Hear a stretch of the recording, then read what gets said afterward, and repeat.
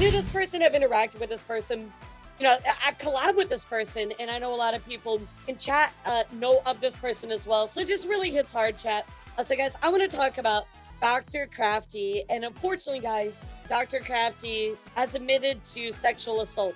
Let's take a look here coming from the victim, Sheree White Wing, saying, as some of you may have noticed, ever since our joint statement about putting it into our relationship, Crafty has been absent online. And here's my full statement as to why. So let's take a read here, guys. Here's Sheree's White Wing statement about Dr. Crafty. Important before you read this, I repeat, do not give shit to either Baffy or Scotty, Puppet Proctor for their parts in this situation. They're doing their best given this situation. Everybody attacks and rates them because this statement or on my behalf, you're doing more harm than good, and I disavow your actions. And chat, I 100% support this statement. Do not go after anybody else about this. We're here to read it. I'm here to inform you, and that's it. So here's the TW, or I'm sorry, you would not be doing anything for my sake and be using a situation just by being for your own personal reasons. So TW sexual assault and disturbing sexual fantasies and kinks. All right, chat. Here's your final warning to click off. As many of you have noticed, on the 26th of September, I released an announcement about how Dr. Crafty and I had ended our relationship. But most are aware that I am polyamorous and I was dating his wife, Baffy, which led to him inserting himself into the polycule. Things were okay, great at times even, despite some of Crafty's overtly and almost non-stop sexual behavior making me uncomfortable. But I went along with it to make us all happy. Already some uncomfortability here, chat, and I think that's important to point out as we continue to read in here, but which was honestly was a mistake given what happened. But given some past trauma, I tend to fawn when I put in stressful, uncomfortable situations. Make things clear and to not make anybody wonder what happened for any longer. When I visited Baffy and Crafty in early April, Crafty sexually assaulted me without asking consent for a player or making any checks.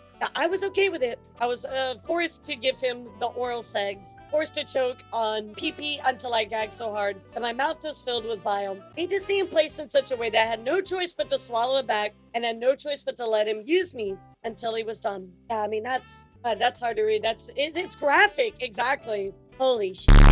The event left me dazed and confused as I sat on the couch, feeling empty and disgusting. But given this happened pretty early in the vacation, I pushed it aside and didn't dwell on it. As far as I know, and as Baffy later confirmed, Alex never mentioned to her that he had even had sex with me outside of a fully consenting encounter between the three of us at the end of the trip. Oh, shit.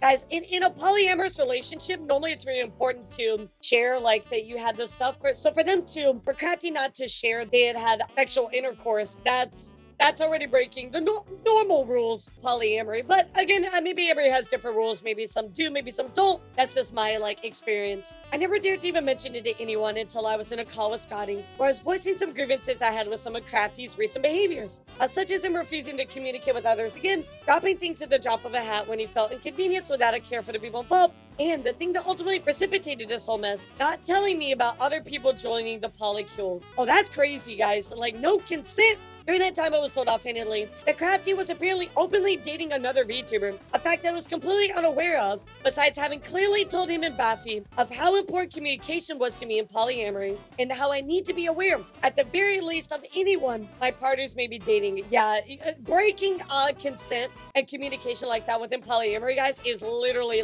a huge no-no. Huge no-no. That's not how polyamory works. Words which ironically would be used, or which may be said to somebody else who had been dating without my knowledge. As I voiced my surprise and anger, the last person to know the memory of what had happened early in April hit me. After hesitating about opening up, I asked Scotty if he'd be okay with me opening up to me about something, or opening up to them about something. With his consent, I explained to him what happened, and to which he said, that's sexual assault. And it is. Did not ask for consent. You force somebody to do something that is literally sexual assault. It took me a while to process it, even asking him if it was. A part of me didn't want to believe that that I had been sexually assaulted, not by somebody that I had been friends with for over a decade, and that I was dating. But given the feelings of confusion and shame I felt, a part of me knew it was true. I can't imagine struggling with that. Somebody that you knew for so long and you trust, for them to take advantage of your trust that way is deplorable. After opening up with the people I was staying with currently, as I'm vacationing in the US right now, any talks I had between us, Scotty, and Baffy, once everyone was made aware of what happened, and that was we agreed on a course of action, I cut all ties with Crafty, blocked him on all platforms along with the line Baffy and Scotty to explain to him my reason why. With that also came our statements on Twitter, and Crafty taking a definite hiatus as he seeks therapy through BetterHelp. Given the many scandals involving the company, take that as you will. Afterwards, more disturbing details came out. For once, his use of non-FDA approved male enhancement pills. Why would you want to put something that's not safe in your body? Having stable bot medium, I was made aware that Crafty used medication for erectile dysfunction, but it wasn't made clear to me that it wasn't a medication prescribed by a professional, but bought at a sex shop. Or at least I don't remember being told otherwise. That will f with you. You're taking like what? You're putting medicine in you that's not like approved by a doctor? No, there's no way. There's no way. If it's not approved by a doctor, you should be putting like, isn't that like testosterone and stuff?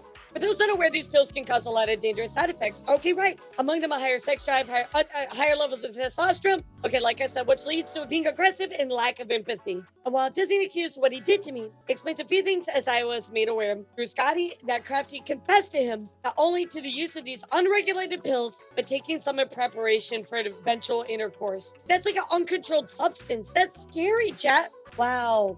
Also, Bobby was never made aware of this sexual encounter turned assault. Again, the fact that they never shared it, the fact that Crafty like kept it hidden and under, behind the veil is really nuts, especially in polyamory where everything is about communication and openness, or really any relationship is. That's really sad. Again, I came to see her as a surprising gift. Between the two of them, she was my primary partner, and the fact that the very first sexual encounter I had in Florida was not with her didn't sit well with me. Yeah, absolutely. I could see why. Yeah, it's really just like, it's unregulated aphrodisiac. Then after I posted my statement on Twitter, I was approached by the mutual about what happened. Now, going into details, this is not my story to tell. I was made aware that Crafty had dated them only to ditch them after someone shared false information about them. Not only was I once more not made aware of Crafty dating someone, but worse, when talking about the importance of communication and transparency in a polyamorous relationship, was using my very words to soothe their anxiety. Thankfully, though, Scotty and this person coming with their receipts, the situation had been settled, as far as I know.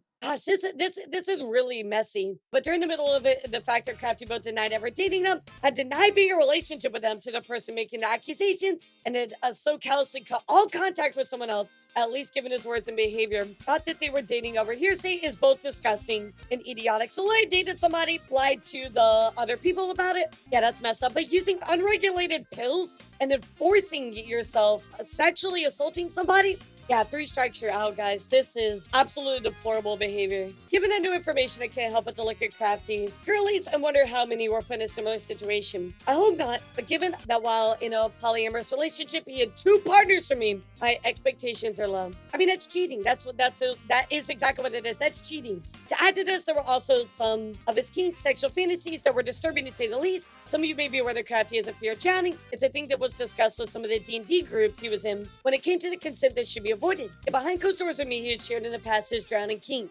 Once again, I was made uncomfortable by it. I also didn't want to judge. My fawning behavior also didn't help him, so I indulged him when I shouldn't have.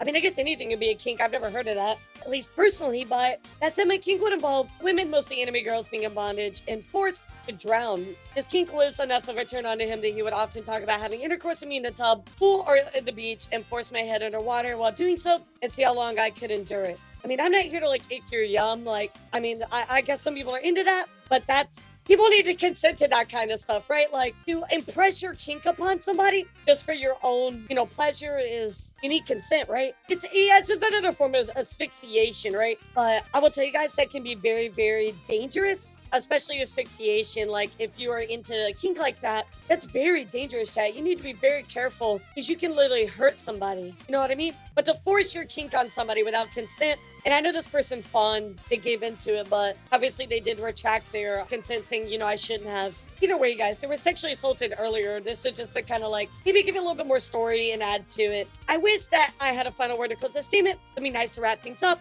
All I can say is I do not feel comfortable having Crafty in my space. I do not want to communicate with him. I don't want to hear about him either. And I certainly don't think that he should come back to streaming, even if I hear through the grapevine that he is planning to. I agree with all of this stuff thrown in here.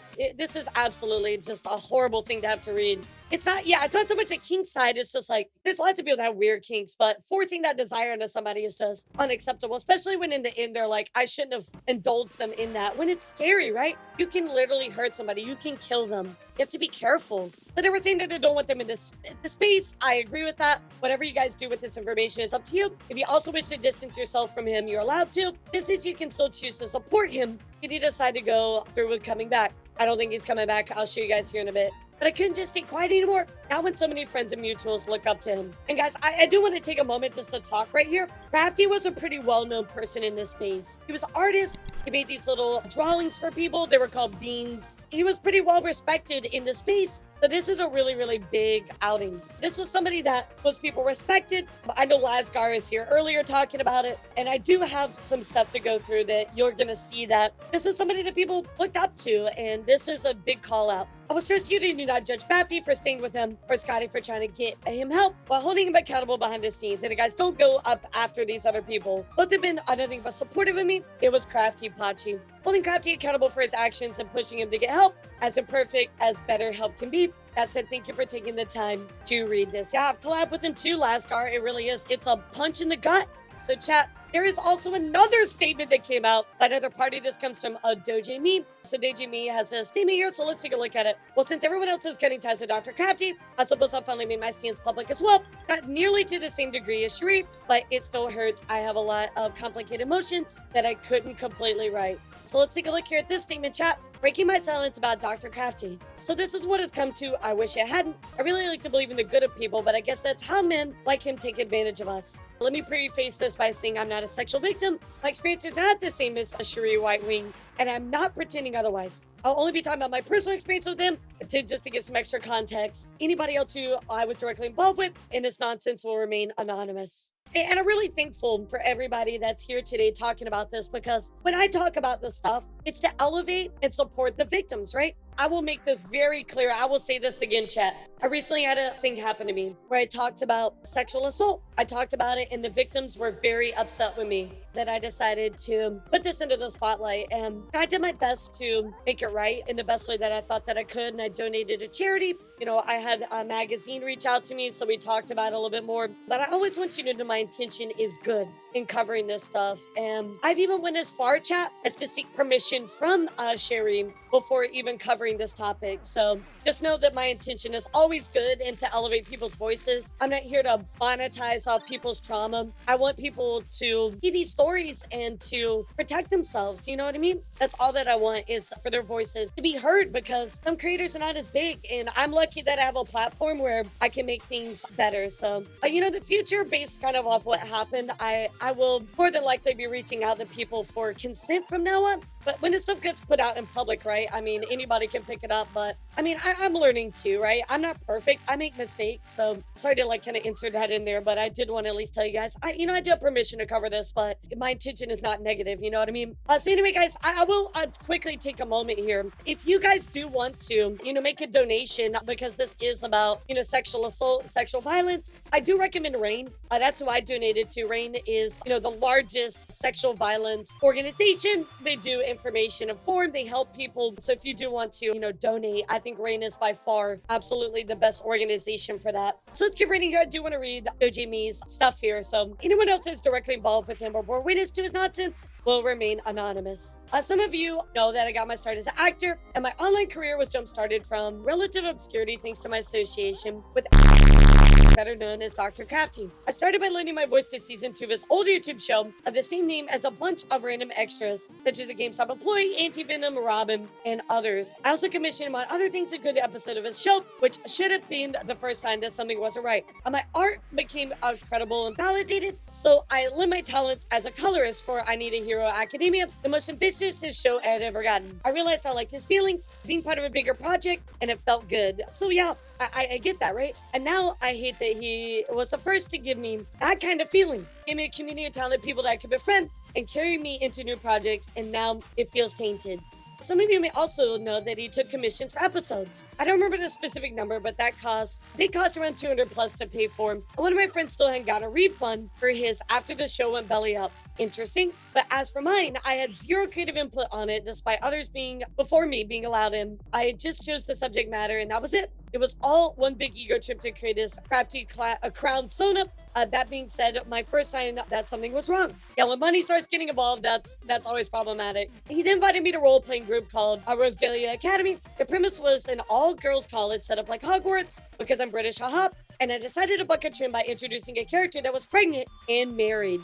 In a few sessions I had, something felt wrong. I learned later it was also he could have this lesbian harem roleplay that eventually played into the whole polycule nonsense. And I went out binned. No wonder he didn't want to roleplay with my character. She was taken and had no interest in cheating. When his show went belly up and he pursued VTubing, he decided to take me along for the ride, even after I bought him a game. I don't know why. Maybe it was his obsession with pretty VTubers or just trying to up his brand. I don't know the specifics of why he would take me along. So again, chat, adding more context to him using people and discarding them. Maybe he was still sore at me because I didn't play along with all of his little games, or it could have been that I simply wasn't cool enough for his brand. Whatever it was, I was used and thrown away when I didn't bring him more money or glory. That sucks to be used by that. And yet at the time, still had my loyalty, but it was just another commodity to him. It wasn't until one of my friends was hurt and neglected by him that I began to see the truth. I still sat on the fence and tried to be a peacemaker and keep my silence lest I be blocked too.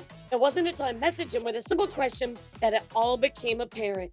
He ignored me, and the reality of it all crashed in. We weren't friends anymore. It was then that when I started distancing myself and telling people quietly about what happened little by little. Sheree's given me the courage to speak up. Now you all know why I will never associate with Crafty again. Sure, it's handy compared to what Sheree's been through. I never met the man in person, but I did see the downward spiral in a unique way because they've been there the whole time. I watched a man go from a passionate storyteller to a desperate grifter in the span of half a decade. It really feels like divine intervention that he left me behind when he did, so I wouldn't have to be close to the vile actions he committed. Absolutely true. In a way, there's a silver lining to that they didn't potentially become another victim. You know what I mean, chap? The castle he's built out of goodwill and creativity has fallen apart like the house of cards always was. I'm glad I got out when I did because I can take the lessons I learned with me to being a better artist, content creator, and a better man. While I'm not one for vengeance, I'm going to leave him behind like he left me. You should. My last words go out to Crafty. If you can read this, I hope it was worth it. You've become every bit the villain you made your persona out to be. May God have mercy on you. Goodbye. Holy shit. Man, that's a strong statement. So let's keep looking here at this particular situation because there was a third statement that I want to look at really quickly here coming from Bubbling Brook. So Bubbling Brook tweeting out, now that everything is unopened, I'd like to write a short thread about my experiences with crafting. I have not experienced anything nearly to the extent as Sheree and the others, but I urge you all to send support others' way. This is only to establish a pattern of behavior. The biggest crux of this is that Crafty refused to listen to me despite having experiences that would help him avoid making the same mistakes. When he was replacing a player for his recorded D&D game, I advised him against his pick because he'd be arguing on the table. Lo and behold, I was right. Also advised him not to record his first game, but he wanted to record the game. He have everybody record in case a master was lost. Happened to me in a previous game. He lost everything regarding One Piece's backstory stuff multiple times. Only just people were giving him good advice. He's like, nah, f you. And he went out to make himself miserable for over a year in a game. I run because he refused to roll with the punches and no victory counted because his plans never went how he wanted. On top of that, trying to use flavor backstory stuff to have way too much power over that wouldn't be fair to the other players. Just some disgruntledness in D&D. Went from being worried about being considered the main character to not even considering his other players. Yeah, and that's not really cool because D&D is definitely a group dynamic, right? It's a group story, you know what I mean? He wanted all of the control and for other things to go his way. I worried constantly about him not having fun when it was out of my control. He bulldozed other players' moments and made me things about him and his struggles. Definitely a spotlighter for sure. He refused to see that it was him that was the issue, even after callouts from me and the other players. It gave me anxiety waiting for the next sessions. It hurts that as one of the two people that got him into the hobby of D&D, treated me and others that way. Chris Perkins once said that to be a DM, to leave your ego at the door. This goes for players as well, and it's just a shame that he couldn't. Again, just a little bit more backstory that Dr. Crafty tried to steal the spotlight all the time and had the main character syndrome, exactly, Zeta. So that was the third and final statement, guys. So let's go take a look at Dr. Crafty's statement. That is right, guys. Dr. Crafty did make a statement, and I want to look at it and read it. So the Mortis was very nice in capturing this. So let's take a look here. So this is from Dr. Crafty, guys. This is not from anybody else. This is from Dr. Crafty themselves. So here we go. Now, what I'm about to say is a response to this document written by myself by Sheree Whitewing, and this was the one that we read. I will say first and foremost, I take full responsibility for the pain and anguish I've inflicted upon a person I claim to care for. This statement shall not act as a form of defense of any kind, for the effects of my actions are undeniable, chat. I'm going to read that again. The effects of my actions are undeniable, and they're not going to try to defend themselves. All I can say is that this time, I interpreted the event very differently and in my own mind, and nothing missed in the many months that followed until the matter was brought up to my attention by my wife. Sheree's account of what happened was just as much a shock to me as it was to my wife. but ignorance is not an excuse, you know? It was made abundantly clear that I had grossly misjudged the situation in its entirety, and in doing so made a grievous error in judgment, and had been completely unaware what horrible effects I was committing at the time. But here's the thing, If that's the case, why did you hide the fact that you had intercourse in 2 other partners? I just want to point that out, chat. And in learning of this, I have been awash with guilt and shame ever since, and has served as a nightmare wake-up call to a tremendous lack of self-awareness of my own behaviors. The result being something utterly criminal that I did not think myself capable of ever committing in my life. Regardless of how I perceived the events at the time, which I believe to be a genuine, intimate expression, I would not invalidate Sheree's feelings on the matter. I mean, that's good. You shouldn't, because it's not just feelings. It's literally assault. But I'm glad you're not trying to defend yourself. Her words come from a place of hurt, and I want more than anyone to hope in the making these offensive feelings known that she may finally begin to heal. It's not just a place of hurt. It's a place of actual action.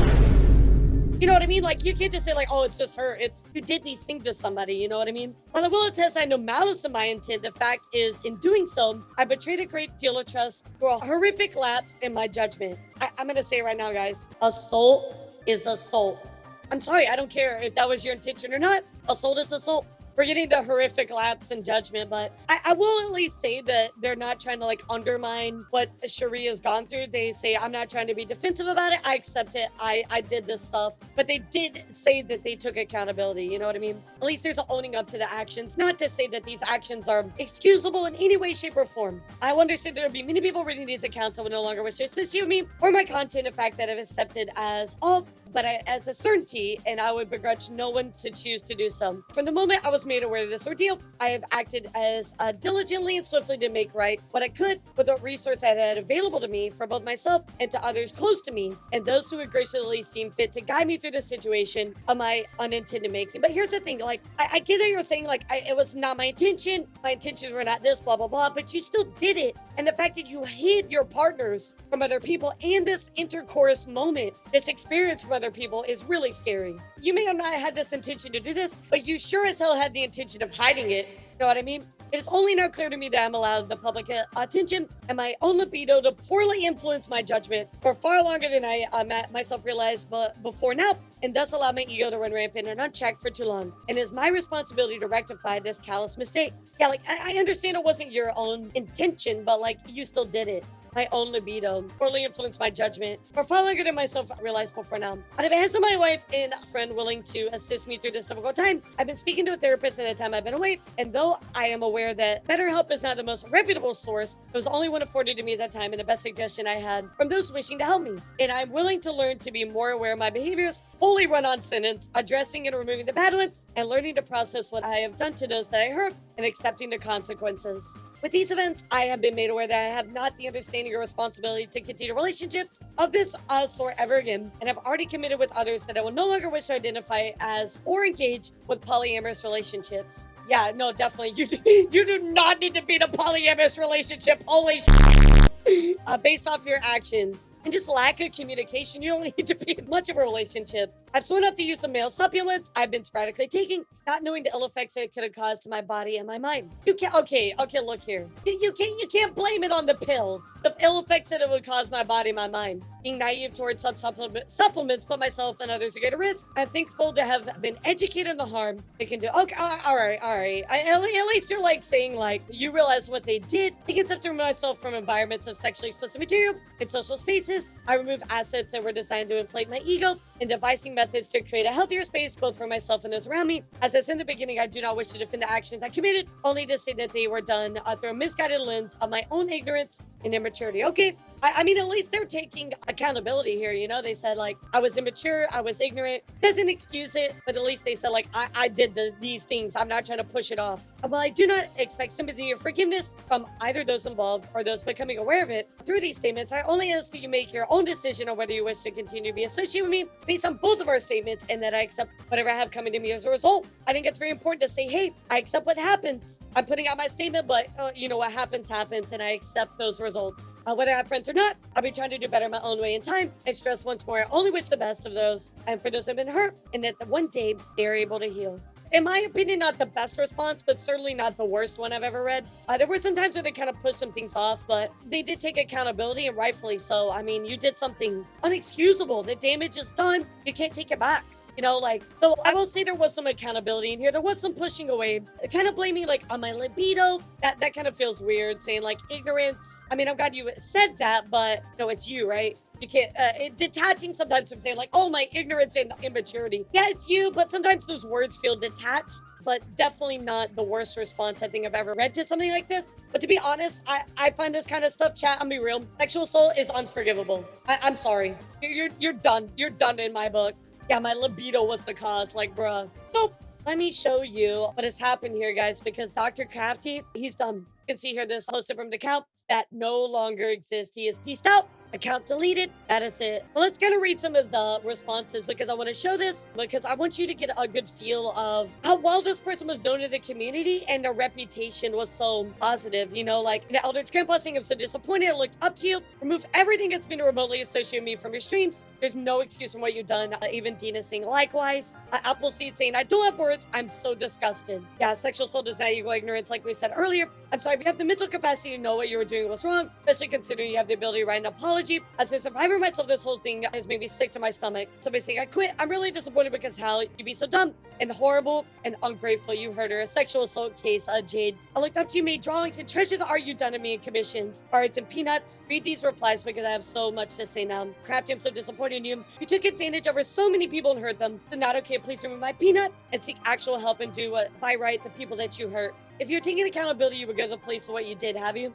I think that's fair. Unacceptable 100%. It's your official notice to remove my peanut from your streams. Got to redeem. I will not be associated with anyone participating in this sort of behavior whatsoever. You can just see here from these responses, chat, how highly regarded he was. And he has also gone on as to disable his Twitch stream. So his Twitch stream it's been disabled and no longer active. He's done, chat. Is absolutely gone from the Vtuber space as far as I can tell. So looking at what the victims had to say, looking at what he had to say, chat, I mean, for me, chat, the stuff that he did is inexcusable. He did take some accountability, but nonetheless, there were some things that were pushed off.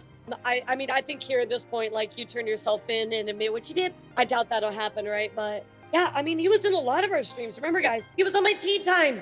This person was somebody I collabed with. You know what I mean? Like, so for this stuff just to come out, I think it hurts all of us, you know? I mean, obviously the victims are the most important. That's what we're talking about it. You need to signal boost their voice. But on top of that, chat, I mean, this person drew art of me. This person has drawn art of a lot of people, really affected a lot of people in this space. Yeah, saying, I know a lot of people don't know that this happened. You know what I mean? And I think what's even grosser is, you know, not that I'm in a polyamorous relationship anymore, but I have been part of a poly relationship. And it really makes polyamorous relationships look bad. And I really hate that. You know what I mean? I really, really hate that. These are like the bad, like apples in the bunch that just make everything look bad. But guys, I think at the end of the day, what I want you to remember is you need to support Sheree White Wing. Sheree is the one that had to go through that horrible, yeah, or just like an open relationship. You know what I mean? Like, just be fully communicative. But I don't want to digress too much. Guys, I want you to support Sheree White Wing. White Wing has had to deal with this. Sheree just had to go through this horrible sexual assault, guys. And I want you to support this victim and support them, guys. This is why we talk about this kind of stuff, because this person deserves our love and support. So that is the story, chat, of Dr. Crafty. You know, it's one thing if you say something that like you didn't mean to say,